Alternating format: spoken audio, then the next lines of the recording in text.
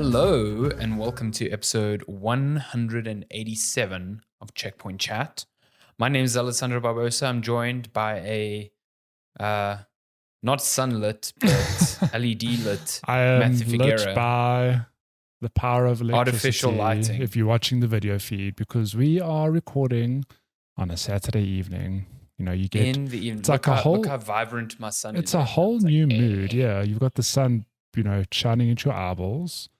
It's probably too bright for this, actually. I actually think my lighting looks a bit better now, although maybe I'm a bit more yellow or a bit more No, yours pale. looks good. Yours looks good. I think you've got a good... I mean, if you're watching the video version of this here podcast on YouTube, which you should, Matthew's light and subscribe. At the back, it bounces off this orange or yellow blind, and that provides so much It looks light. like I have a good idea all the time. Also, apologies for the chair in the background. I have nowhere to put it. Right, that's your old chair. It's the old chair. I'm sitting on a lovely new chair, which my lovely wife and in-laws gifted to me for my poor back. Take care of your ass and your back. It was the best because, whenever it rolls around to birthdays, everyone's like, what do you want for your birthday? And this year, Lenska asked me about a month ago, and I was like, listen, I know I'm getting old. I'd really like a new chair for my back. Would be great before I have to start getting operations on my back. Oh my God. I think I don't have actual back problems, but my lower back is it's just never comfortable. It's not 100%. And I think it's purely from the chairs I've sat on. The chair, so that chair in the background for video viewers, I've had that for, I'm going to thumb suck and say 10 years now. If maybe less, let's say 7, 8-ish, but it's quite an old chair. Before that, though, we had one of those ancient office chairs that we had for decades. And those ones with it's not even the fake leather, it's just that cushion. It's exactly that, yeah. That carpet cushion. Yeah, and the one I had, no lumbar supports. In fact, it was the inverse. It's the back went in. Oh, fucking hell no. So I sat on one of those all my formative years, through my teenage years. So my back has hated me since. And then this chair behind me, it's not bad, but it's not an actual, it doesn't have a proper lumbar support. Not an ergonomic chair, yeah. No, so I was like, I really need to now get one because I'm getting old. Yeah. I don't want to have back problems when, I'm in my 40s and 50s and beyond. So let me tell you, you do not need to be old to get a good chair.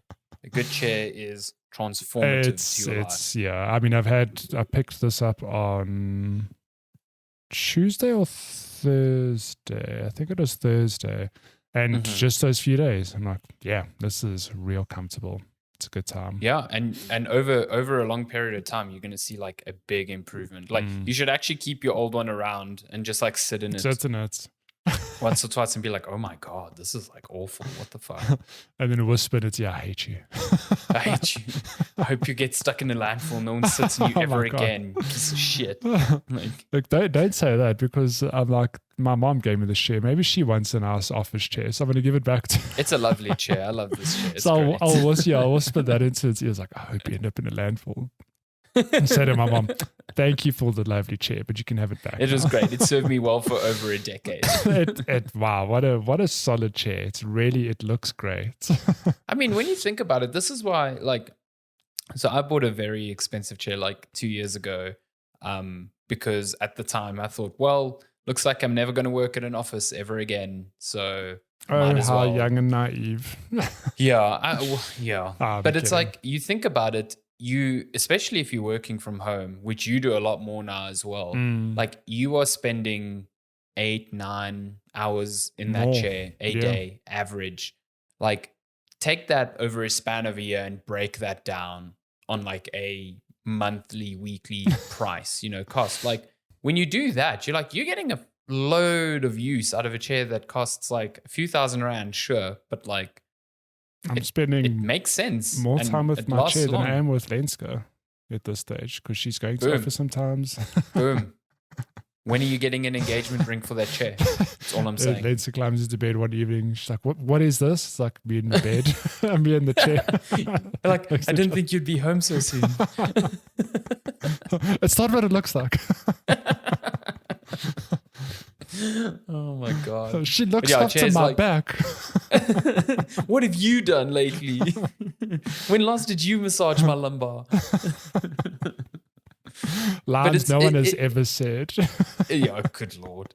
But that's exactly it. Like things that cost a lot, but you get so much use out of them over like long periods of time. Like I don't mind paying, especially if it's like good for your health. Like when I got my chair, a person was like, well, you can either spend this, this much on a chair or end up spending XYZ amount on physiotherapy for your back. And like straight up, that will happen. Like, I am bummed that now that I'm back in the office, I can't bring my chair to the office. They said I can't, which sucks. So they said you can't. Like, no, because they've got like it would mess with the look they're all of about office. the aesthetics. No. I did think about that. So like one of my colleagues who's since left Clockwork, he actually bought his standing desk. This is like pre-COVID. He had a standing desk at home, and he's like, this thing is life-changing. And he spoke to our boss. He's like, can I please bring this to the office? Because like I'm working more at the office than I am at home, freelancing or whatever. And yeah, he had his standing desk at the office. Yes, that's cool. Yeah. But now I always thought like, my chair at the office isn't bad, but it's not this chair I'm sitting on. I'm like, I'm not going to cart it back and forth, but like, would they let me take it in? I don't think they would have an issue. I don't know. I used to, at a previous job, a guy there brought his chair from home to work, but it was like worse than the ones we had. It was like this.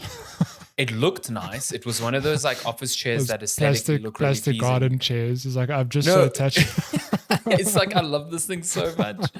It was one of those like, it was like a leather chair, but it was like those thin ones. So it's like thin leather and it's got like metal trimmings and whatever. And you sit on this thing and it's like, this thing has no cushioning. It is, and it's just like perpendicular. It's just like straight and then like 90 degrees up. It's like, no one sits like this. Like, why would you do this to yourself day in and day out? That guy's wife goes home and finds him in bed with that chair. He's like, it's what it looks like. He's contorted in 90 degrees. It's like, this is what I tried to do with you, and you said no. You wouldn't try this.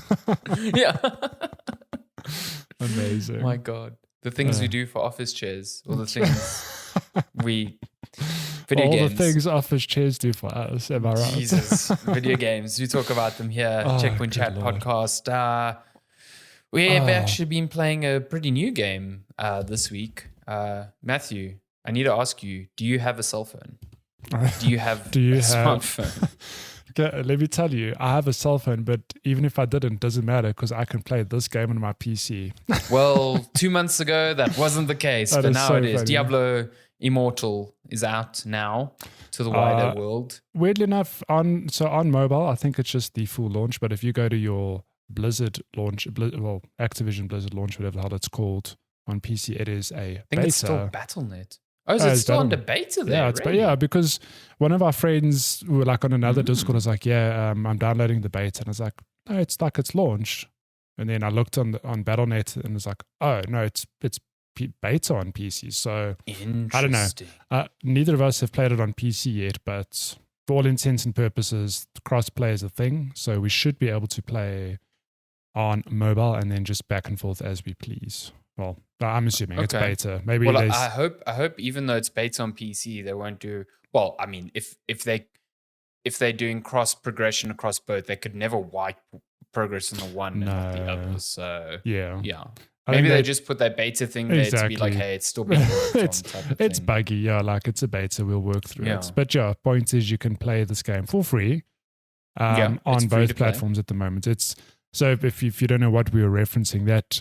Do you have a mobile phone was an infamous moment from when this game was revealed, when they did a Q&A with the devs of that BlizzCon, and one of the audience members asked if the game would be coming to PC, and the Blizzard dev very snarkily had an answer, but then added don't you all have phones, which itself became a whole meme a meme and a sore point for Blizzard fans. So it's funny because Blizzard kind of caved and now the game is actually available on mobile and PC. So there you go. I mean, at the time, let's not deny the fact that mobile games make a ton of fucking money. And They do. For some bizarre reason, they're still seen in the very, let's be clear, the very insular gaming community that exists on Twitter and video game websites and whatever, they hate mobile games. And there's been great mobile games. Yeah. Apple Arcade has shown that you get great fucking mobile games. Oh yeah, I'm not at all siding with the fan. I just think it's funny that that interaction absolutely. to it was a completely, I mean, to be fair, it was a terrible answer. Like, it was a very snarky answer. People are already riled up because they've gone to BlizzCon expecting Diablo 4 and you've shown them a mobile game. So it's like, at some point you've got to read the room as well. The people that are attending BlizzCon aren't the people that are going to get excited about a mobile game. Yeah, so the person in the audience is not going like, hey, I have a phone. Cool. Yeah, fucking hell. Yeah. But so essentially, Diablo Immortal is kind of what Blizzard has to do. They're putting a lot of their franchises on phones. We have that Warcraft one coming out. That's coming out, yeah. I can't remember what it's called. It's like Warcraft Battle Royale. It's like Clash Royale. That's the one. Clash Royale. Basically, yeah.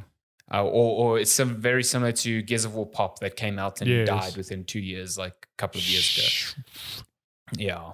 But essentially, Diablo Immortal, so far from what I've played, feels a lot like, hey, this is like Diablo 3 Lite on a phone, in essence. It feels a lot like Diablo 3 in the way it plays, where you've got skills assigned to actions. You can only have, I think, 4 skills equipped at a time. And then you've got your standard attack button, and then just you move around, fire off skills and stuff, spells, and kill lots of things, see numbers go up, see bodies drop, and see loot, lots and lots of loot drop on the floor. Bodies hit the floor.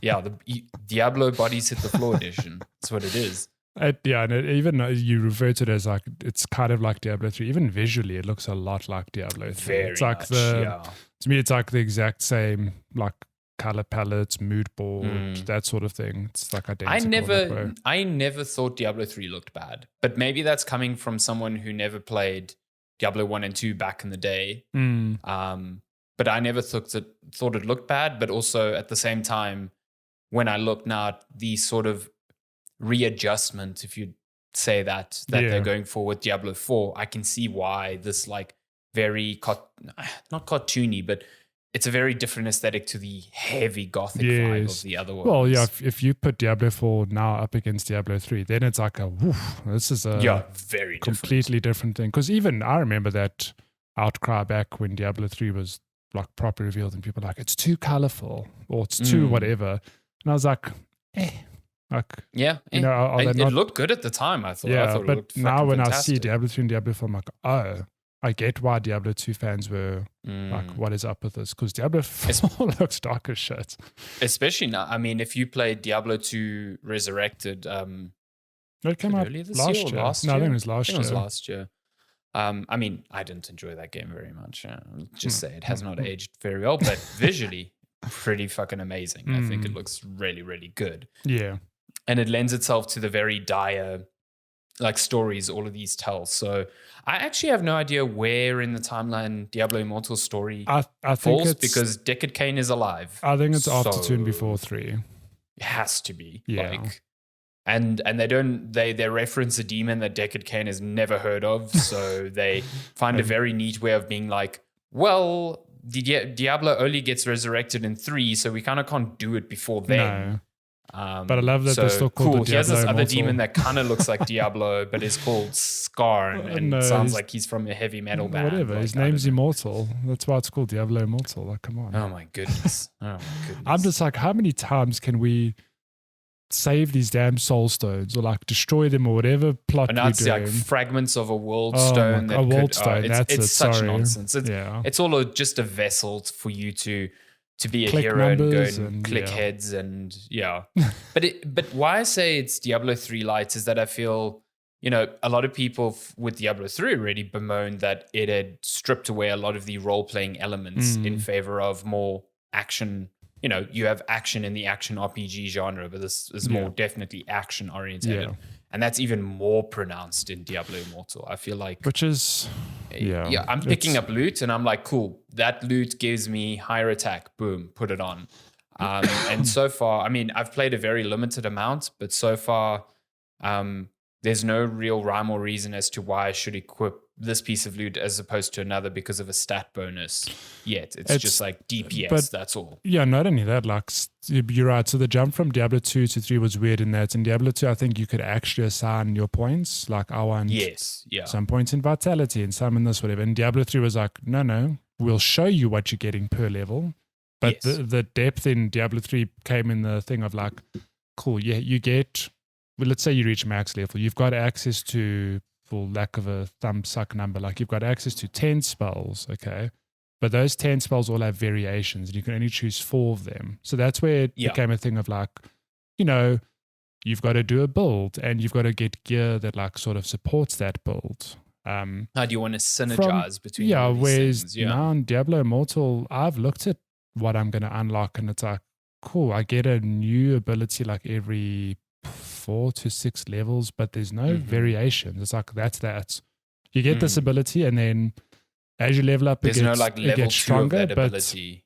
There's no like, hey, if you've got this ability that shoots stakes, we'll give you a variation that shoots fire stakes and the one that shoots acid stakes. It's literally like, no, you're the demon hunter, you shoot stakes with this ability.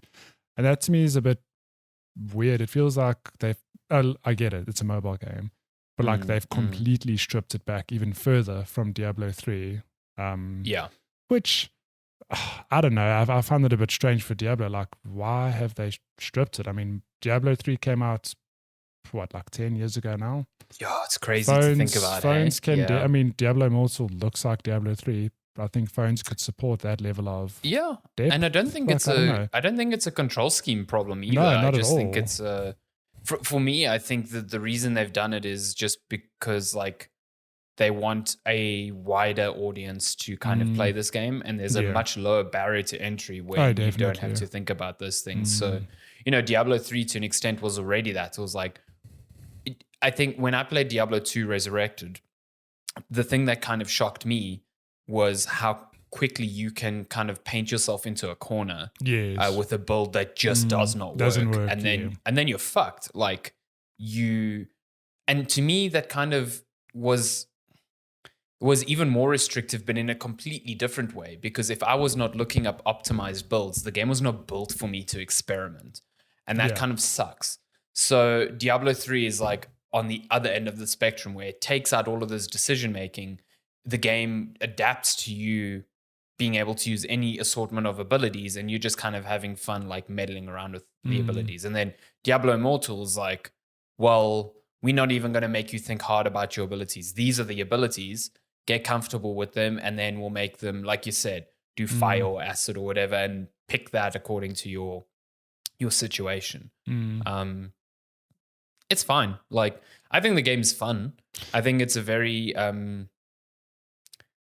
easy game to just play while I'm watching TV, which I think is exactly what they want. What it needs to be. You know, that's exactly what people want. I sit there and I play and I'm killing things, and I'm not really like, oh my God, I have to really focus about my positioning or my, but I completely agree with you, where as much as I'll say the game, I'll criticize the game for like, you know, reasons I've mentioned, I still think the game's a lot of fun. Like, it doesn't have that depth, but it's a mobile game. I can boot it up, play 5-10 minutes, just mindlessly shoot and loot some gold and get new items and see the numbers go up. And that little part of my brain goes, oh, like I'm a little bit stronger now. This is great. Yeah. It's weird when you sit and you think about like, why am I like this? It's just... It's like artificial numbers, but it's very, very addictive to just keep getting incredibly. stronger. And that's what, to be fair, what mobile games have like honed in on over the years. There's like, we talk about mobile games now, but there's been like over a decade of experimentation on what works. And like Diablo Immortal like hones in on that even further. So, I mean, I'm very curious to see what the end game is. These games are always about end game. I've read a bit about how the end game is kind of where you start seeing your microtransactions and stuff really come into play. Because right now, I mean, I don't know if it's the same for you, but I feel no temptation to buy anything because there's nothing really to buy. You can't buy weapons. You can't buy gear per se. You can buy cosmetic items, but that's just cosmetics. But the one thing you can buy is these things. I think they're called crests. I might be mistaken. And as far as I've read, is you use these crests later in the game to kind of like level up rifts, which are randomized dungeons, the exact same as they were in Diablo 3. And depending on how many crests you spend or what types of crests you spend, you are assured a certain level rarity of item or a certain number of legendary items or whatever. And those you have to buy with real money, or you can grind them out using in-game currency. I know Blizzard was very forward saying that in their beta testing, they were able to reach the highest ranks of the PvP ladder in whatever testing bracket they had without spending money. So, whether you feel that time investment is worth it or if you just want to pay, that's where your pay to win arguments start coming in. But I also think, like, if you're not into PvP, who the fuck cares? Like, if you're just playing PvE and you're just like, cool, today I'm going to play a Rift, I don't think the game stops you from doing that. But it might feel a bit shit if you're like, well, I know that if I pay 15 Rand here, the chances of me getting a legendary item are much higher than if I don't. You know what I mean? Yeah. So I don't know. I haven't got there yet. Yeah, likewise. But the game goes at a brisk pace. It really fucking like it's just like level, cool. You're here after now. level. Oh, you're here now. Yeah. Objective. Are you following the story at all? It's really much a thing of like what's going on. Something. Oh no, the town's under attack. Okay, if this thing's happening, it's literally like there's a shard there. Deckard Cain told me to go here. Cool. I forgot to ask, what class are you playing? I'm a demon hunter. Okay, archer. Where rolly dashy. Yeah, and you playing the necromancer. So weirdly enough, I mean, I know Diablo 2 and Diablo 3 had different classes, but Diablo 3's classes were barbarian, wizard, demon hunter, and witch doctor. And initially, yes. Yes, and then they added crusader and then necromancer. Witch doctors. And monk. Oh, sorry, monk was a starting class. Maybe witch doctor came later. I don't know. No. Witch doctor was there. You're right. The two people who came later were the crusader and the necromancer. Yeah. Weirdly, the witch doctor is missing. That's the only one that's missing. Yeah, I also found it a bit strange. Yeah, but maybe with the limited skill sets they found, because I always felt the witch doctor and the necromancer kind of overlapped in a way. Yeah. So maybe they were just like, well, it's. The necromancer is great because I can kill enemies and then make their bodies explode. It's real fun. It's real good, yeah. Although so in Diablo 3, that used to come and bite me in the ass when I was playing bosses that had no like little mobs around them. And I was spec'd purely to like capitalize on that sort of damage. That's not a problem in Immortal because, Jesus, you just chew through enemies. Yeah. It's not even a problem. No. But even on that, I do wonder, like, in past Diablo games, I mean, let's just use Diablo 3 as an example. You were incentivized for playing on a harder difficulty. So if you played on normal, you got normal experience and normal gold drop. If you put it on hard, you got, again, like on thumbsucking, you got 50% more gold and 50% more experience. And Diablo 3 wasn't like that at launch. You were forced to play through normal. This is with the Reaper of Souls update. Then they really fixed a lot of that. Thank game. God. There were rifts and this and that. It was fun to just grind expansion. Out stuff. Yeah. But now I wonder, there's none of that as well. Like I was telling you before we started recording, I ended up somehow doing like an optional side thing where I got loaded into instances of a dungeon with other players. And I could run that again and again. And it does, before you start, it says like difficulty 1 or 2, whatever the hell it was. But I do wonder, like, does the end game have that where it's like, oh, if you play this hard dungeon, you've got a chance for better drops? Or is it like, there's none of that? And like you said, you get different materials and whatever to load up, these rifts that have chances of like a better loot, whatever. I don't know. Like, we're still early, so it's kind of hard to discuss that aspect of the game. But I mean, like, of firing from the hip, it's exactly what I've said. Like, there's just these weird like things missing, but like, we acknowledge it's a mobile game, but the game's fun. Like, it is. Yeah, it's a good time. So those flashy numbers, like we said earlier, the bodies drop. It's a good time. It's a massive download on phones. Like, it's 30 so gigs. Like, No, it's like half my I don't phone's think it's 30. storage. I think the initial download's 3.5 gigs. But then when you get into the game to download all the other shits, it's about another 10 gigs. But then, sorry, I'm confusing it on PC. It's then, 13. but then sorry. I was like, when I downloaded on PC, it's like 35 gigs. I was like, whoa, how did we? Are these assets that much larger? Holy What's shit, going on here? Yeah. Good Lord. Yeah. But it's good. Yeah, I think it's I think it's really confusing that you play like the first act completely alone. And it's like, cool, you pass the tutorial and then you just see a fucking deluge of other players like people, all sharing in a world. And you're like, what the fuck what is going on here? Like, but I've never felt the need to play with other people. No, so my only concern with that is that, like Jeff mentioned earlier in our Discord, he's like, I just want to play alone. And initially I was like, but I don't have an issue playing with people. But my problem comes in where, I'm playing at home on my Wi-Fi network. If I'm out and about and I just want to run a dungeon, whatever, do I need to now use data just to connect and have other people run around in my game? Like, I don't really want to have to do that, but it forces you to do that. Yes. So, I mean, I don't know how much data it uses, but in South Africa, where we're hungry for data because shit's expensive, I do wonder, like, how much bandwidth to choose through, like, per session, especially while you're playing, like the download aside, like just pinging back and forth the server. So you'll all be pleased to know that by default, I don't think you can download the game's assets on cellular unless you like opt in to do that. Because if I was kicked off my Wi-Fi and I downloaded 10 gigs, I would just cry. Oh my I would God. really I would sob. I'd climb into bed with my chair. Like, please hold me, hold me chair, hold me off this chair, and then Nenska comes in. Oh my God. That's not what it looks like. Yeah. That's Diablo Immortal. That's all I've played. I'm keen to play more. Well, I have to play more. I'm going to be reviewing it, but sure. Yeah, I'm kind of keen to play more, so that's a good sign, I guess. Yeah. I mean, I'm also likewise. I played about half an hour earlier today, and it's like, this is fun. Maybe a swell time.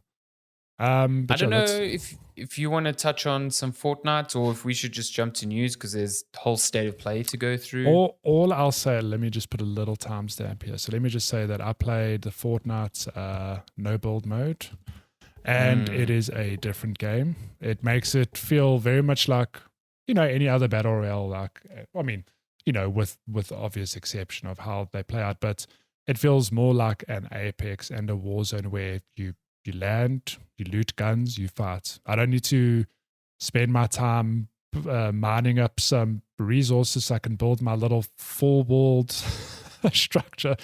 I need to be outbuilt by like a kid who's way better at the game than I am. Just builds a whole castle after one bullet hits him. Yeah, builds an actual like car park over my little shack.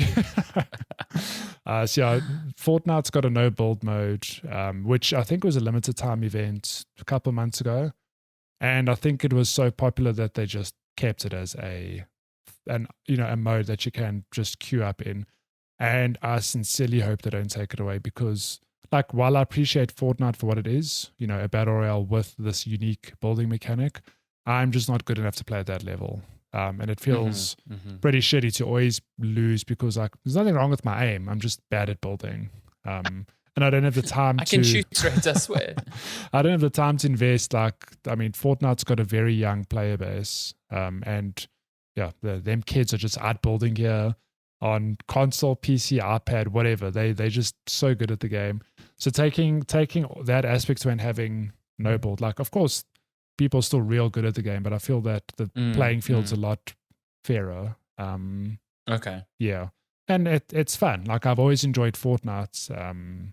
And I just can't believe diving back in all these years later, like the amount of content that's been stuffed into this game in terms of just skins and then how they've changed how experience works and the battle pass and just dailies and stuff. This game's like got so much to do and you don't have to pay a cent. It's really good. Like, I take my hats off to Epic and the team for keeping this game so fresh for years now. Just like, it's incredible. Crazy, like when you think about like when Fortnite was first announced and what it is now. I mean, what it was announced as as and what it turned into as a result of where the industry was going is just like really fucking incredible, I think. Also, you can now get shot up by Spider-Man, so keep that in mind. I did see you die to Spider-Man. I also died to Peter Parker came Doctor up. Strange. It was very, very sad. Hate to see it. Doctor Strange with an AK-47. Fucking most powerful wizard on earth. What the hell, Spider-Man? You don't shoot guns. What's going on? You shoot webs. How dare you? How dare you? Yeah, I did laugh that moment. Because I streamed it on, I think it was Tuesday. I watched on Tuesday, yeah. So played some trios with good friends, Brad and Jaden. We like in the top, like the end game here, just chilling on a hill, and then a Peter Parker / Spider-Man rolls up behind us and just destroys us. Words out my mouth like, damn it was Spider-Man. I can't believe this happened. It's fun. It's a good time. Oh, God. Yeah, I should probably hop into that. I haven't played Fortnite in literal years, so it was fun watching the no build mode. Probably an easier way to jump in than to jump in, like 100%. You said, to the regular mode. Yeah. And that's like a permanent fixture now, isn't it? Yeah, I hope they don't take it away. Because, I mean, that's right. They change the game so regularly, they might at any point be like, no. No. I mean, the no build mode at a stage replaced just regular Fortnite. So if you were good at building. Oh, I do remember, you all of a sudden, like, building's not a thing. So, yeah. You hate / love to see it. Depending on. Yes. on which side Depending of the on your affinity, yes. Yeah. Cool. But yeah, other than Fortnite and Diablo, that's I mean, I've only really been playing those two this week. So, yeah. Cool. Cool. So let's look at quickly game releases. Like the 2 games coming out this year. I mean, this week, until not E3 is done, we have a very limited view of what the rest of the year is going to be like. But we are looking at games releasing from the 4th of June up until the 10th. Not E3 soon though, right? So I think next week, this coming week is literally the Xbox showcase and Jeff Keighley's. Well, yeah, the Xbox showcase will be on this. Or if you're listening to this on Monday, it's this coming Sunday. Yeah. And then the Keighley showcase is this coming Thursday. Oh, is it on Thursday already? Yeah, it's on Thursday. Oh, that's exciting. Cool. Okay, so games out. We have 2 big games out this week. This is not one of them. Spellforce 3 Reforged coming to consoles June 7th. The Cycle: Frontier coming to PC June 8th. Mad Shot Steam Early Access PC June 9th. Like Mad World, but you're playing basketball. I don't know. It's a Mad Shot. I did not know this is out this week. My goodness. Mario Strikers Battle League Football coming to Nintendo Switch June 10th. Yeah, the multiplayer demo, whatever the fuck multiplayer thing is happening this week. Well, happened this weekend. So, yeah, that's out this week. Nintendo's gonna play some eFootball with eMario. Ronaldo Simulator is out this week. Mm-hmm. God, could you imagine Cristiano Ronaldo in the style of like a Mario game? It's such just like Mario's there. He's like, it's me, and Ronaldo's there. It's like, do not drink Coca-Cola. What's Cristiano Ronaldo's favorite vitamin? What? It's vitamin C. Oh my God. I saw that on TikTok this week. I died. There's a dude asking kids to tell their best joke, and one of the kids did that. He did the pose and everything. I was like, oh, what a champ. My God. Did the dude die on the other end? He was just like, why? Why you like this? Was it that TikTok or Instagram? I can't remember. It was hilarious. Oh my God, that's brilliant. Yeah. Another big release for this week, The Quarry, which is, for all intents and purposes, the spiritual successor to Until Dawn. Yeah, okay. Coming to PC and consoles June 10th. And then Metal Max Xeno Reborn, PC, PS4, and Switch, June 10th. That is 100% one of those titles where they just threw darts at a board with random names. Metal Max Xeno. We can't do Mad Max, so we'll go Metal Max. We can't do Xenomorph, so we'll just do Xeno. We can't go and Reborn. Kingdom Hearts, something Reborn. Rebirth. Yeah. We'll go Reborn. Cool. Is that all the game releases? That is it. So let us jump to gaming news. I mean, there's really nothing bigger than Sony's State of Play. So I didn't stay up to watch this because it was as fucking midnight. Did I? But I did look up everything that was announced afterwards, and then Polygon did the same thing, and we're looking at that list now. So let's kick it off with the most unsurprising. Well, okay, I didn't expect it to actually be at this showcase, but like the game itself is like it's been leaked so many times now. But Resident Evil 4 Remake, it's not actually called It's weird. Resident Evil 2 was called Resident Evil 2 Remake, right? And then Resident Evil 3, they're just called Resident Evil 3. And now they're calling this one just Resident Evil 4. Like, that's an SEO fucking nightmare. Yeah, the people at Wikipedia, like, for God's sake. Yeah, please, for the love of God. Now we have to make a whole separate page, like Resident Evil 4 2004, whenever it came out. I mean, even on the Polygon article here, it says, Capcom announced a Resident Evil 4 remake, and remakes in a lowercase r. So remake's not part of the name. Like, what is going on here? Anyway, it had a short trailer. They say cinematic, but I'm pretty sure there was like in-engine, whatever. Yeah. Just shows sad boy Leon just being a sad boy again. This trailer is really just a mood board of like, this is what the game, like the vibe of the game, this is what it kind of looks like, but no like hard actual gameplay, so to speak. Yeah, absolutely. Like, and then a release date as well. Yes. So March 23rd. So we have a fun thing at the office where we in not E3 season, so we're all throwing out our predictions. But I've been strict this year because some of my colleagues like to make some loosey-goosey predictions, like, we'll see this game. I'm like, okay, cool, but when is it launching, whatever. So I said we'll definitely see Resident Evil 4 launching as early as January 2023. So I was very close. It's out in March 2023. I think I would have done January as well, because I think Remake like 2 came out in January. That's sort of when they've stuck to these remake I think dates, March, if I'm not mistaken, Resident Evil 3 Remake was scheduled for like January and then got pushed back to March. Yeah. This is coming. I'm excited to see. Yeah. So it's going to be a reimagining of the story, apparently. So it might not be as goofy, I don't think. Because if you have not played Resident Evil 4, that game is goofy as fucking hell. It is so stupid at times. President's daughter's name was Ashley, right? Or something. Yes, I think pop so. Pop her in a dumpster while you clear up the area. Yeah, there's some real problematic themes to Resident Evil 4 as well. Just like, that shit would not fly today. So yeah, but I'm keen to play it because it is a really. It's a formative game, and I don't think that Remake can capture that sort of essence to it, because like you can't recapture what it did to the games industry at large. But like it's still a pretty great Resident Evil entry. Yeah, I wonder if with reimagining they're also going to try and make it spookier, because like Resident Evil 4 definitely, like if you compare it to 5 and 6, definitely like the spookiest of the lots, like definitely a more creepy vibe, but still an action game, like straight up. Yeah, when you compare it to 2 and 3, it's like a straight up action game. Yeah. Did Resident Evil 4 come out on PS2, right?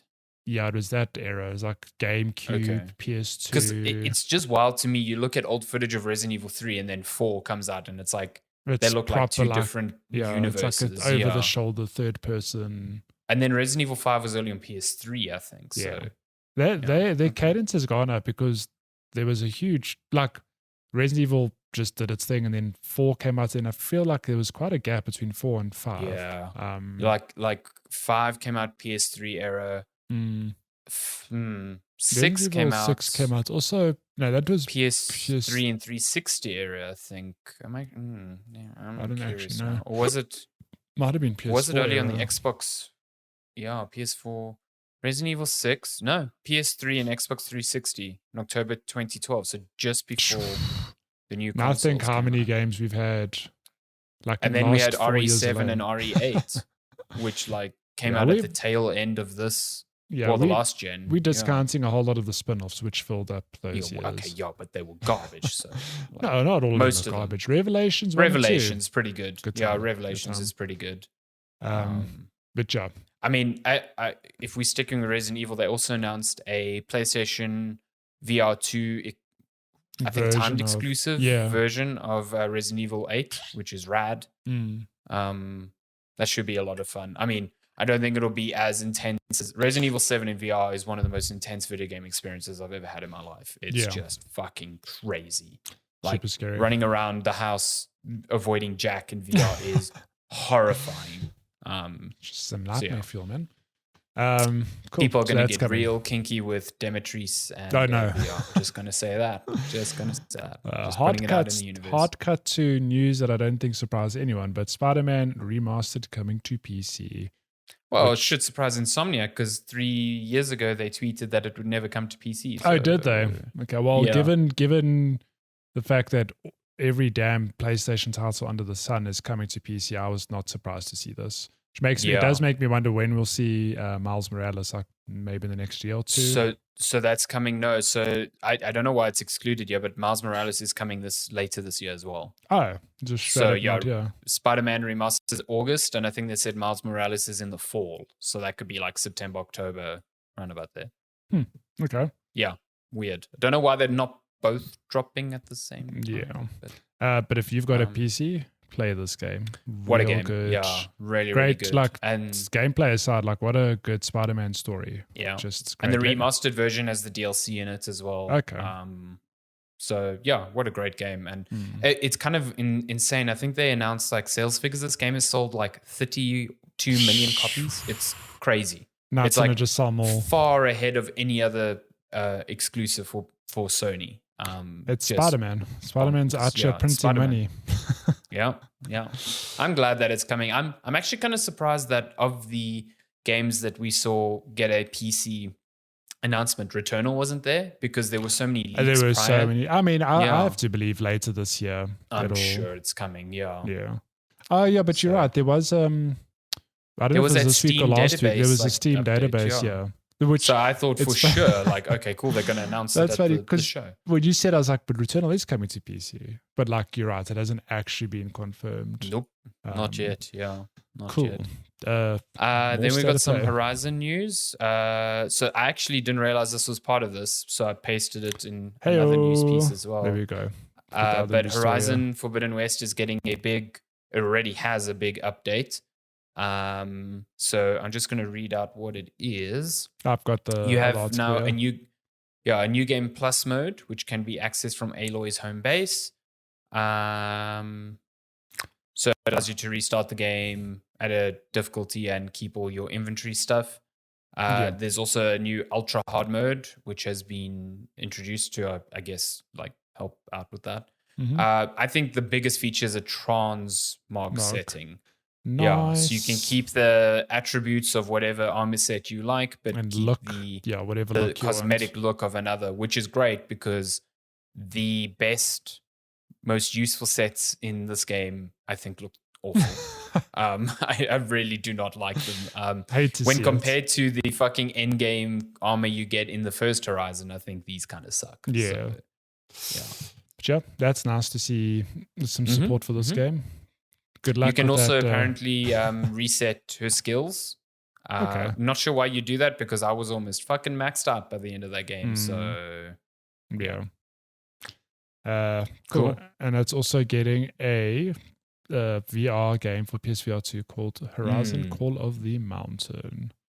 They announced this previously this year with like a small tease, but it looks almost like like if there was a virtual reality ride set in the Horizon universe, this would be it. Like you see all the monsters, all the robots up close. You do some combat with the spear and the bow and arrow, and this is something that launches with PSVR 2 and is a real like, ooh, this really makes use of the hardware. It looks beautiful, stuff like that. Yeah. Now, does it come as a tied in, bundled in title, or do you gonna have to pay for it? I would do that. Yep, likewise. I would do that. Yeah, 100%. Cool. So further on from that, we got a gameplay debut for the Callisto Protocol, which is a game that's been in development for a while at a studio called Striking Distance, which is owned by the PUBG Corporation.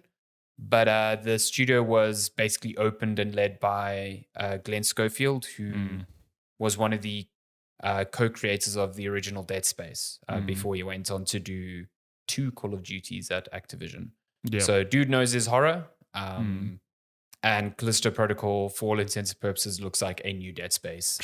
And it looks fucking great. Can I tell you, it looks wait. like a new Dead Space, but good lord, like a new Dead Space on steroids. It looks so creepy. Oh my Holy God. shit. Can we just appreciate like that Dead Space came out on the PS3 era, right?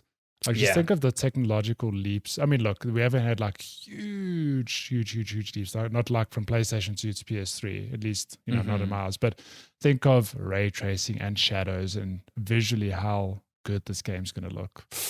So this thing, as I was reading up on some of the features that it has. So it has what it calls ray traced audio. So I don't know if it's going to have ray traced lighting, but ray traced audio is essentially like, it's going to be super accurate with at least attempt to be super accurate with the directionality of the sound and where it's propagating from. So, like you said, the original Dead Space lived and breathed on its sound design. In my opinion, like it was incredible because of how it made space creepy. Yeah. So I think that this is going to really feed on that as well. This game looks terrifying, and I'm all in on it. Yeah, it's kind of weird when I'm like, it looks way too terrifying. I'm like, I can't wait to play it. Yeah, it looks fucking. Yeah. It's really cool though, because this is currently slated to be released on December 2nd, and then just a few weeks later we have Dead Space Remake in January of 2023. So my heart cannot handle all in on too space much. horror. Yeah, I'm down. Yeah, down. Then we got Rollerdome. Rollerdrome. Rollerdrome, which Polygon describes as a stylish and violent roller skating battler. It reminds me, the visual style reminds me a lot of Sable. Yeah, it's like kind flat art. Kind of like Sable, but in terms of gameplay, it reminds me of like, I don't know, there's my friend called Pedro. There's my friend. It's like that game had a baby with almost like Tony Hawk. Where there's something you basically skating around like an arena, but I think you're incentivized to get like stylish kills while doing tricks. Like I don't know, but that kind of is what it looks like to me. I think it's like the voiceover in the trailer, because I watched this earlier, is like this is a near future sort of blood sport type of game. Yes. So I think it is like entertainment value, like stylish kills and whatever. It's got a real cool look to it, but I don't know how long the gimmick will last, but it looks cool. I'd give it a play. I don't know if this is only coming to play. So I think a lot of games here are third party, like Callisto Protocol is coming to other platforms. So is Resident Evil. Yeah. But that's cool. That's coming out on August 16th. Nice. Then we got Eternites, an action game and a dating sim all in one. I mean, what more could you want? What more could you want? I mean, there was something on the show that made me laugh, though. I don't know if it's the beginning of the end, but there's, do you see that? So what was that? Okay, let's just read here. Let me just change this. Why is the guy's arm glowing? I don't know, but you read the button prompt. As a button prompt to hold hands. This Push is the new R2 to pay respects. This is a dating sim if you've ever seen one. You're gonna push I love R2 holding hands with R2. I can't wait to feel the haptics on the DualSense for that. I want to feel the individual fingers wrapping around mine. Good Lord. So that's coming out. Look, it actually looks really cool. The action looks good. It reminds me a lot of the look of Tales of Arise, like visually. Well, who developed this? I don't know. Okay, it's not like a Bandai Namco or... No, I don't think so. Cool. Early 2023. Then we had a bunch of PSVR 2 announcements. Yes. So like you mentioned, Resident Evil Village is coming to PSVR 2. And we had Walking Dead Saints and Sinners 2 and No Man's Sky and PSVR 2 will be pretty dope.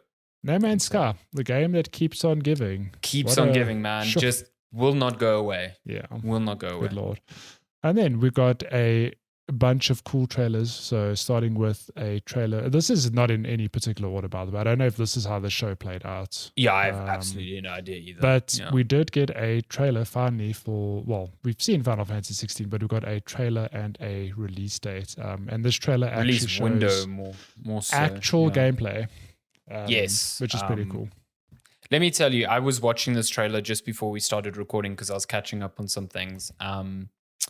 And Matthew was like, he was like, have you watched this? It looks strange. So I started watching. I'm like, this looks like a fighting game because there's like your health bar and then an enemy health bar at the top. And then it's like lots of action. And then on top of it is just like a huge emphasis on what were summons in, or what have been summons in so many Final Fantasy games. So reading the synopsis for the game, it turns out that some of the summons are some of the like, as far as I can tell, the main bad guys in the game, and you are actually fighting against some of the summons. So, but yeah, this game's got the combat designer from Dragon's Dogma and Ninja Theory's Devil May Cry. So there's no shock that it looks like an action game as opposed to like a party-based RPG. Yeah. Which, listen, I'm fucking all in for this. It looks stylish as hell, and it looks pretty cool. So, and based on this footage we've seen now, it doesn't look like there is a party system like previous Final Fantasy. Like maybe there is, but the trailer doesn't show that. It just shows one. It doesn't showcase it at all. Whose name but is? I mean, Clive Rosefield. Rosefield. What? Why, guys? Why? Come on, Square. Why are we going with these names? Please, for the love of God. I have nothing against anyone called Clive. So if you're called Clive, you're listening to this podcast. No offense to your name, but this man is called Clive, and it looks like medieval times. Yeah, when I think of Final Fantasy, like give me a name like Bernard or something. Do you think? Because now I'm watching this trailer again now, and I wonder if when you control some of these summons, if it just turns into a sort of like Bowser's Fury type thing, where you're just fighting like a big kaiju battle, and that's why there's the health bars there. I don't know. Because I saw they Phoenix and Ifrit fighting. So it really makes you think of a fighting game. It's these two huge health bars like you would see in a fighting game, and then just cinematic stuff happening. Yeah. So, yeah. And then they just spell out all these summons names at the end. So I don't know. It seems like there's a big focus on them. Yeah. But also the dreams of a 2022 release are well and truly dashed. This game's only coming out in summer 2023, so that is a good year away. Yup. Like a year and a bit even.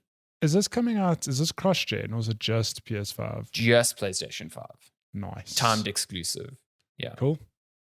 Pretty cool. I'm quite keen to see it. Because let me tell you, Square, I don't know if you might not like Final Fantasy 13, but Final Fantasy 13 looked real good on the PS3, and Final Fantasy 15 as well looked good on the PS4. So let's see.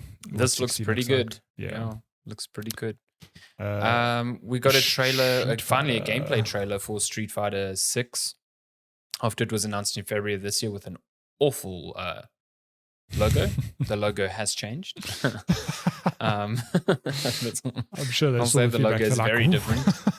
This game looks weird because it's like, obviously it's Street Fighter, so it's a one-on-one fighting game, but it's also got an open world story adventure component with Chun-Li or something. Yeah, real weird. But I know that a good old pal of the podcast, Jeff, is very excited for this. He says it looks good. So after the nonsense that was Street Fighter 5, maybe that's a good thing. Yeah. But yeah, this open world thing looks interesting. Looks weird, but then we get to actual fighting. I'm just scrubbing through the footage here because you see. It reminds me, there was an old Mortal Kombat game that did like a story component. Yeah. This, I mean, the it almost looks like they've moved away from the like bold black outline style, but it looks stylish. It's there's like an artistic flair here. Like look at these specials. That. Fantastic, great. Just fantastic. Oh, we've got Eddie from Tekken here. Cool, that's cool. We've got Dad Ryu. Oh my God, Ryu is just immortal. Him and Chun-Li. Good Lord, look at that man's chest. He's just colossal. Just love his feet. Love what he does. Love having biceps good. Look, on my feet. I've never been a I enjoyed Street Fighter 2 in its heyday. Like I used to play that in an arcade.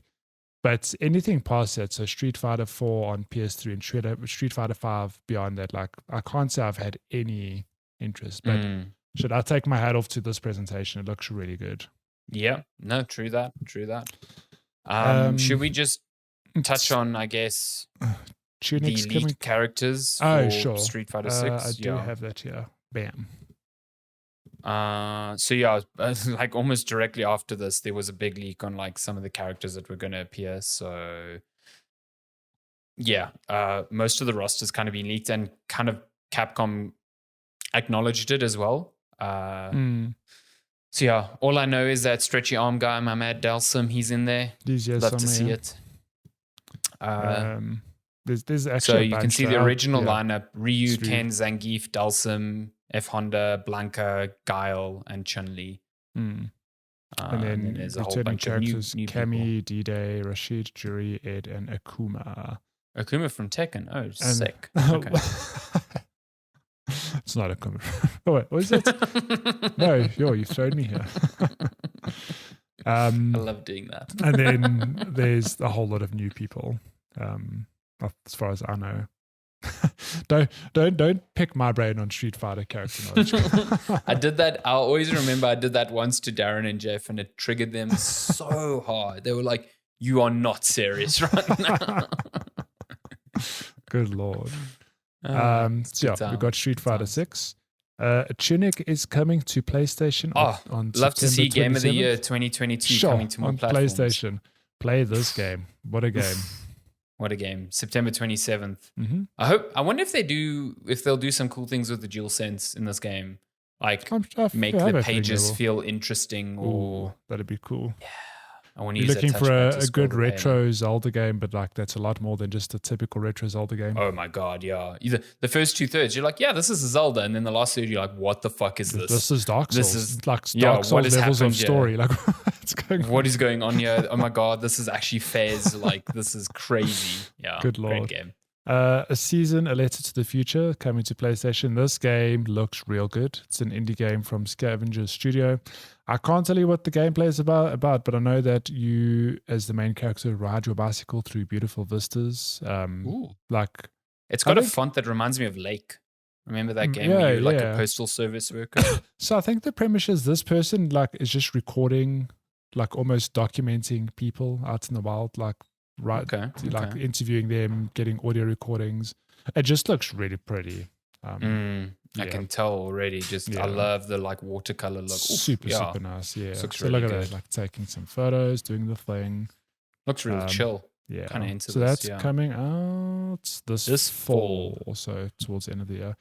And then this I'm quite excited for. Stray, coming next month, July 19th. Cyberpunk cat game. Cyberpunk cat game. And interestingly enough, it is included on the new PS Plus, the mid-tier and up, I think it is included on that service. So you got access to that. That's kind of like, to me, ticks that one thing the Game Pass does. It's like day one on this service, but now it's on PlayStations, which is really cool.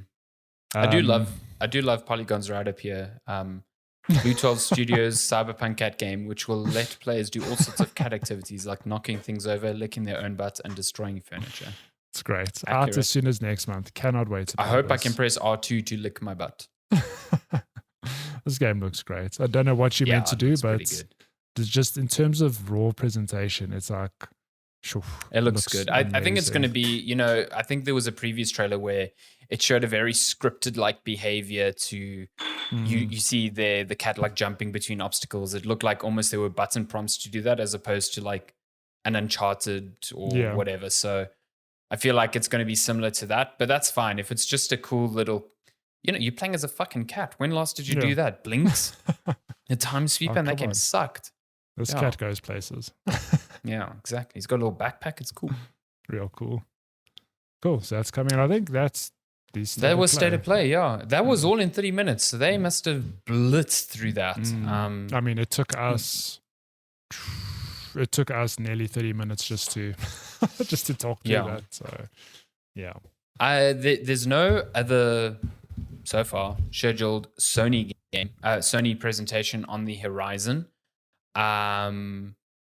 But I'm pretty sure we see some Sony announcements at the Jeff Keighley. At Jeff Keighley's thing. Like, E3, I not would be E3 shocked thing. if we see that. Like, there's no way that this is just, their E3 stuff. I There's have no a feeling way. because this was such an emphasis on third-party stuff that we're going to see God of War, for example, at Jeff Keighley's thing, and like maybe one or two other surprises. I don't know. Maybe I'm speaking the rubbish, but it would be interesting to see that. So yeah. Other news. I'm pretty sure we get a God of War release date at Keighley's thing. Yeah. Whether it's this year or next year, we get some confirmation on that. Yeah. Well, just sticking with PlayStation news quickly. PS5 has passed 20 million units sold, as Sony promises significant ramp up in production. Now you might think, whoa, 20 million, that's a lot of units sold. 20 million as of the end of March. End of March.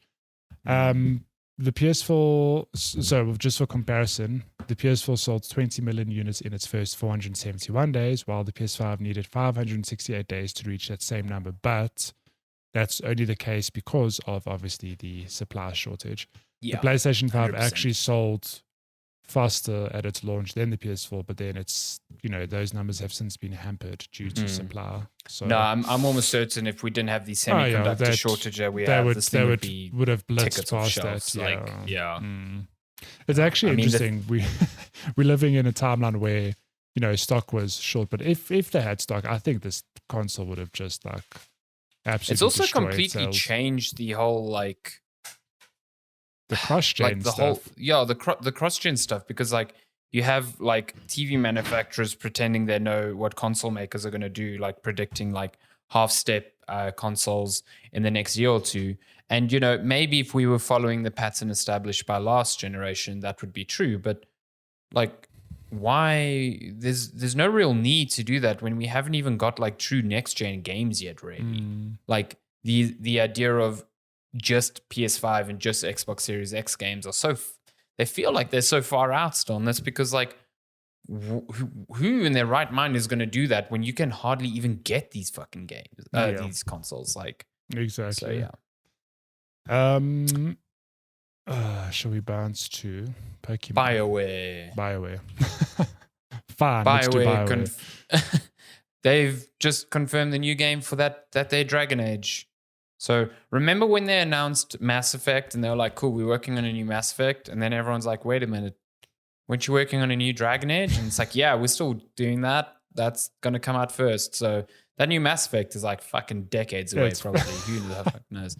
But they've been working on this Dragon Age since forever ago. And now they finally given a name, Dreadwolf, which is the nickname for Solus, which is the big bad in Dragon Age right now. So yeah, cool. We've got a name. Nice. Hooray. Huzzah. Maybe more than a JPEG. They said they're going to talk about it more later this year, but who knows when. Okay, last two pieces of news. Pokemon Scarlet and Violet has 4-player co-op and a fully open world to roam. So we did you not know about this? A pig creature named LeChonk. No. LeChonk is probably my favorite thing from that trailer because I just love the memes. So good. It's great. So good. I've seen people posting their bacon bits and being like, just ate a LeChonk. I'm like, this is so horrible. LeChonks around the world crying. Isn't there a new Pokemon that's basically just like a jar of olive oil? I mean, the Pokemon green one. There's a green one that's I think it's called something oil, and it just look there. Scroll down there, see Smoliv. It just looks like olive oil. Pawmi is pretty cool. It's a mouse electric type, so it's going up directly against Pikachu. Good luck to it. Good boy LeChonk over here. All good. Oh, I love him. So good. And then we've got the new legendaries. Koraidon. I certainly love the Violet one a lot more than the... Is it Scarlet? Yeah, Scarlet. This is a Violet one, right? Yeah, I also think... Violet's on the right, yeah. Looks... Miraidon and Koraidon. And then I think this is new to this one, but there's 2 professors depending on... Yeah, depending on your version. I also think that's new. I think that's a new that thing. Itself has spawned some pretty good memes. The internet is getting... thirsty. Horny over those professors, let me tell you, both of them. my God. And then they figured out that the female professor has fangs. Now people have lost their my shit. God. Yeah. This game's coming out November something. Yeah, listen. 18th of November. I don't know if I can realistically say if I'm excited for another Pokemon game in There's the too vein much of Pokemon. a Sword and Shield. And boy, let me just say, while these things keep being pumped out and are certainly selling well enough, these games look bad. They Not in look terms visually of gameplay, bad. just visually They visually look terrible. Like what? And like, there's no excuse. You can't be like, oh, it's the Switch. Have you seen Xenoblade Chronicles 3? That game is on Switch. That game is fucking gorgeous. Many of other games, like even Breath of the Wild, you can't.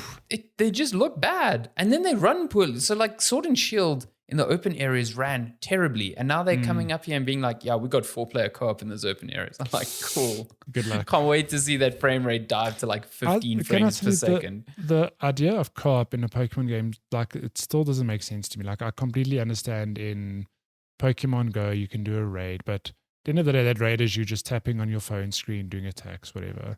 I don't know. Pokemon, a turn-based game, like the idea of co-op, I'm like, like, what if you all four throw your Pokeballs at the same Pokemon at the same time? Oh my God. Who gets it? Who gets it? Yeah. You throw your Pokeball out in a battle and you've just got a quarter of LeChonk. You have a pork chunk. Yeah. Good Lord. A pork chunk. Yes. There you go. So that game's coming. And last piece of news this week. Ubisoft's Prince of Persia Sands of Time remake is no longer targeting an FY23 release. Yeah, man. I mean, is this game ever coming out? Nope. I'm gonna call it right now that this game just gets not even quietly, it just gets cancelled. Like, I mean, there was the whole thing where it was announced, it was at one of Ubisoft studios, and then it turns out like the scope of that project far outstripped the capabilities of that studio, which I feel really bad for that studio. That's a real like were we set up to fail type of situation. Yeah. That's shit. But it's now moved to a new developer, and now Ubisoft has said they've delisted it from this financial year. So that's always a great sign. This to me is like a red flag right here. So this remake was being developed by Ubisoft Pune. Has been set back. It's been dogged by setback since its unveiling in September 2020. Shortly after its announcement, Ubisoft moved its launch date from January 2021 to March that same year, but February. It was going to launch in 4 months after its announcement. It was going to launch. Like, come on. And then February brought the second delay, this time indefinitely. So it was meant to launch last year. Now it's been removed from. It's definitely so it's not launching at least until April next year. So it's no longer targeting FY23. Yeah, this game's dead. I'm sorry to say. I think it's dead. I really do think it's dead. So it's a bummer because I would play that. But yeah. On that note, Sands of Time should we news. jump to questions? If you would like to send us questions, you can email us checkpointchatpodcast@gmail.com. Otherwise, you can message us on all of our social platforms at Checkpoint Chat. Pretty much Instagram, Twitter, TikTok, Tinder. Great. Whoa. Do you have a Tinder account? Absolutely. Swipe right on Checkpoint Chat. Okay. We had a question on Twitter. So there's only 2 questions this week. See, when it rains, it pours last week, but now it's... So I have a question from Megs who asks, do you think we'd have a Fallout TV series? Would it work though, since there have been similar TV series like it in the past? Let me tell you, my dude, this is going to blow your mind. It's already in production. Amazon is doing a Fallout series. It's already has cast members attached, and I think it's coming out like next year or the year after. But yeah, Amazon announced a Fallout series like ages ago. Let me actually check. Fallout Amazon series. There's a lot of gaming shows coming out. So the Amazon Prime series was announced July 2nd, 2020. That's how long ago it was announced. And then 2 years ago. were like, oh yeah, it's still alive, I think, this year. And it's being co-produced by Jonathan Nolan and Lisa Joy, who were the creators of Westworld. So cool. Oh, that's interesting. Yeah. Cool. So yeah, there's no release date on it yet, but yeah, Amazon's doing some big things. Like they're doing the Lord of the Rings series that's coming out in September. Is it September? Okay. Yeah, and they picked up one of those Sony ones, if I'm not mistaken. I can't remember. I think they're doing the God of War one, if I'm not mistaken. So yeah. Sure. A lot of gaming shows coming out. Just saying. Both exciting and I've been terrifying. Both excited and I mean, Sony's an interesting nervous. one because like they have just greenlit so many projects and not a single one has come out to be like, does this even work? You know what I mean? See, I'm so cautious about them. Like, don't get me wrong, very excited to watch most of these shows. But I do worry that they've got Twisted Metal? Metal? But it's like, I do worry that they've got like dollar bill eyes because it's like Spider-Man, for example, making a shit ton of money, the box office and beyond. Spider-Man game making a lot of money. So like you could argue there's a bit of overlap between the two there. Because I mean, can't wait for the Spider-Man TV series based on the video game. Oh my God, that would probably be a thing. You ever heard of Peter Parker? Damn. But it's a thing of like, well, I mean, people like God of War, people like Horizon, people like The Last of Us, that just make them TV shows. And I think there's some good content there. Like I think The Last of Us would make a very interesting TV show.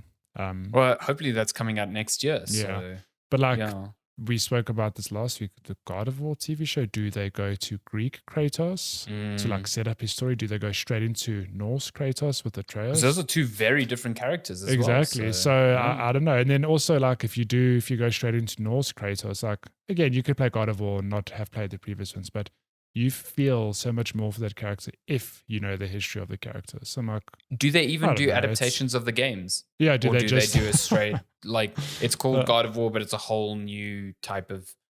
To me, that's the better way to go about it. Yeah, because trying to tie things to the games is always I mean, Halo kind of did that from the get-go. They were like, "Cool, we're gonna, it's our own timeline. We're doing our own thing," and that's not necessarily why the show is bad. The show is bad for other reasons. I think if you try and make it a one-to-one for the game, what the fuck is the show even? Just it's 90 minutes of Master Chief shooting people. So running around this real open world, like empty and hearing world. like grunts scream every now and then. Yeah. Like, what is that? But I don't know. Like, I have no idea what a Twisted Metal series is because the stories in those games are way for thin anyway. So do you make it like I think if you're going to make a Twisted Metal interesting, you do like did you ever watch Death Race back in the day with Jason Statham? Like, it's like a prison where they live stream like these races called the Death Race. And if you win 3, you win your freedom. True. And like, that's a cool Twisted Metal. I mean, the cars in there were fucking Twisted Metal cars. They were like cars with miniguns on them and like really caricature type characters. And so yeah. Did you see that bizarre Twisted Metal casting news from this week? Isn't it? Like, I know it's Anthony Mackie is tied to that project. So Anthony Mackie's in there, but they finally cast Sweet Tooth. Yeah. The killer clown. So they're getting Samoa Joe from I think AEW or wrestling to be his body, which is like cool. Yeah, he's got. But then Will Arnett is his voice. What? The voice of Lego Batman. Why? Is Sweet Tooth. Oh my God, I don't know. That's so weird. I think let me just make sure I'm not like losing my fucking mind. I haven't watched. I'm not up to date with Kenobi. But spoiler, Darth Vader's in Kenobi. I know that. I think everyone knows that.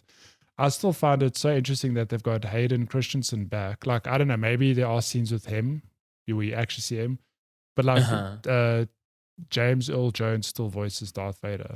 I was thinking the exact same thing. Like, okay, like good for Hayden Christensen, but like, is it him in the suit? I would never know. Why? I would never care. I also, let me tell you, the latest episode, which you haven't watched, does not clear that question up anymore. Because to me, it kind of makes it seem like Hayden Christensen came back for nothing. I have no idea where that dude's going to pop up in the series. My thing is, it's like, the only thing I could imagine is, maybe there's a flashback scene or something. And we've seen those, but they've all been from the movies. Flashback to when the dude... Yeah, exactly. Like, the dude was dead at the end of the last movie. So when do you flash back to? Like, flash maybe forward, when he was on an operating table talking to Palpatine? Like, no. Yeah. I don't know. I have the exact same question as you. I have no idea. So Fallout TV show coming sometime. Yeah, definitely. Well, as much as a TV show can be confirmed in today's day and age, but yes. And then we have one final question from the QQ Express on Instagram. Ooh, who's good friend cool Quentin, name. who just says what up? Question mark, exclamation mark, exclamation mark. You up? What up? That's what I tell my chair every day. What up? My lower back. That's what's up. What up? My posture. My posture. Oh, yeah, what up? This posture. Looking real tall right now. My God. That's all the questions. If you want to send us what up messages, you can email us checkpointchatpodcast@gmail.com. You can also find us on all our social platforms. Subscribe to our OnlyFans for this month's set of nude photos of me with my new chair. Oh, fucking hell yeah. I'll subscribe for In that. bed. $5 a month on Patreon. With Lenska's Just shot like, face. I can picture you just like looking over your shoulder with like a little hand over your lips. Just I mean, if people want to pay thousands of rands, I'll consider it. a Matthew Figueira office chair calendar. Oh my God. Stacked. Yes. Sure. The saucy calendar. Oh, I love it. Love it. That's been episode 187 of Checkpoint Chat. As always, thank you so much for listening. It's going to be a busy, I think the next episode is going to be quite busy because it would have been just after Keely's stuff and it's going to be just before Microsoft stuff. So that's going to be strange. We might. Look, we're talking about this now, not off air, but I don't know. I feel like we might just spend that episode talking about the news because there's going to be... Yeah. I mean, I think Keely's thing is going to be, it's 90 minutes. So yeah. I think there's going to be a lot there. It's a bummer that we can't record after the Microsoft thing because it is like I think it's like 9 p.m. on Sunday. So like, whatever. There's just See no you way. at 10 p.m. Okay, cool. Just see you on Monday morning before work. Let's go. Hey, maybe we decide to do that. Who the fuck knows? But right now, Good right now, future it's me not is going like, to be no, that. please. Please no. But yeah, thank you so much for listening, and we will be back next week with more chair talk and shenanigans. Chair talk, I don't know. Forget chair pillow talk, love talk. chair It's talk. chair talk. Mm-hmm. Cool. Thank you so Goodbye. much. See you. Bye. Bye.